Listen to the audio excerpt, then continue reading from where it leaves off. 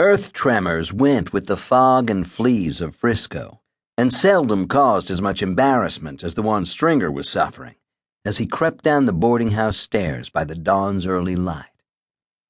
He'd had to resort to sneaking to work in the mornings ever since the gal on the second landing had taken to leaving her door invitingly open. She worked odd hours as a nude model over on Russian Hill, and if she owned any clothing at all, Stringer had yet to notice. Besides, it was mighty distracting at any hour to pass an open doorway with a naked lady on the bed inside, blowing violet-scented tobacco smoke, and sending knowing looks his way while he had to pass as best he could.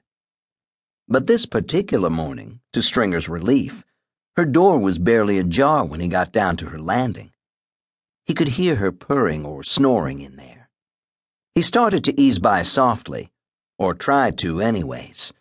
For just about then, the city of San Francisco readjusted her corset with a mighty heave, and the next thing Stringer knew, he'd crashed into the room to join the gal on her bed. She awoke to find the fully dressed Stringer across her naked lap. Sitting bolt upright, she regarded the seat of his pants with some confusion before she asked him, "I give up. Do you want me to spank you, or is this a novel way of introducing yourself, Mr. McHale?" He sprang off her in the bed, ears burning. "I suspect we just had an earthquake, ma'am." She shrugged her bare shoulders. "Oh, I had hoped you were just being impetuous." Then she yawned and eyed him with renewed interest. "But as long as you're here, would you mind closing the hall door before you leap on me again? I don't think our landlady shares our bohemian views on boarding house manners." Stringer didn't either. Not because he was a prude, but because a gent who messed with gals where he boarded had to be at least as dumb as a gent who messed with the gals where he drew his paycheck. So he shot her a gallantly regretful smile and told her, "I got to get to work now. No offense." She lay back down, fully and invitingly exposed, shut her eyes again, and sighed.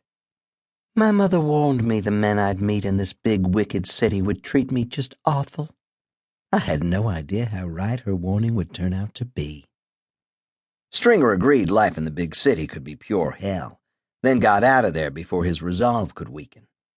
He had to walk a full block down the slopes of Rincon Hill before his damn fool erection calmed down enough for comfortable walking in his too-tight city pants.